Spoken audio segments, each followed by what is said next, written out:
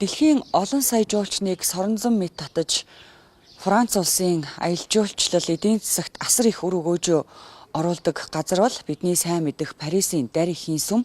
За гэвч энэ сүм 19-р зууны ихэр илэгдэж муудсан Францын хувьсгалын дараа ерөнхийдөө сүйдсэн байсан учраас Парисын дарихийн сүмийг нураах мөн одоо ард иргэд энэ тэндээс нь авч барилгын материал хүртэл болгон ашиглаж байсан ийм түүхтэй. За харин 1831 онд Виктор Хьюго алдарт Парисын дарихийн сүм хэмээх зохиолоо бичснээр Францын ард түмний зүрх сэтгэл соёлын үнэт өвөө хадгалах, сэргээн засварлах, за улмаар хайрлан хамгаалах энэ үйл хэрэг эрчимтэй өрнөж ингээд одоо сэргээн засварлаж эхэлснээр өнөөдрийн дэлхийн олон сая жуулчныг соронзон мэт татдаг Парисын дарихийн сүм зөвхөн одоо түүхэн дурсгалт барилга байгууламж гэхээсээ илүүтэй аялал жуулчлалын маш том хэрэгсэл болоод байгаа юм.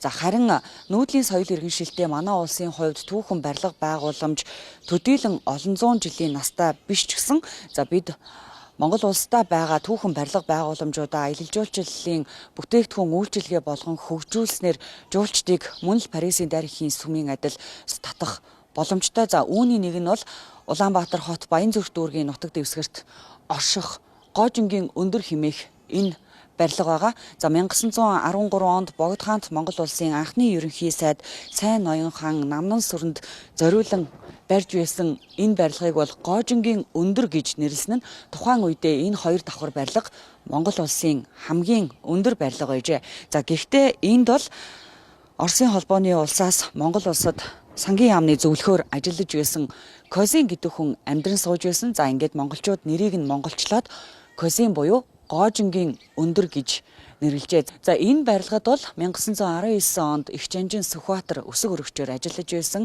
За мөн ардын хувьсгалын үед Богд хааныг 50 гаруй хоногийн турш одоо хорж байсан зэрэг ийм түүхийг агуулсан соёлын өвийн бүтээл байгаа.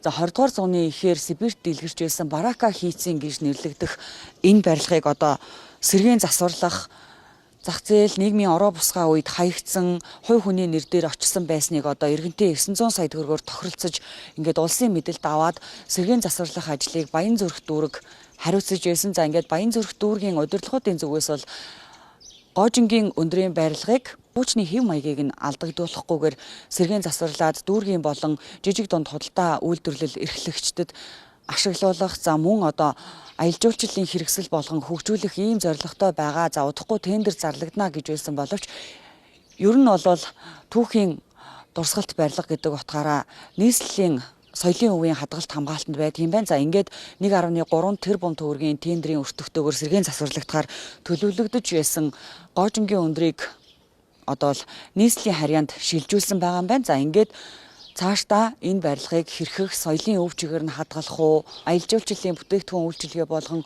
хөгжүүлэх үү гэдэг асуудлыг нийслэл хариуцахаар болсон байна.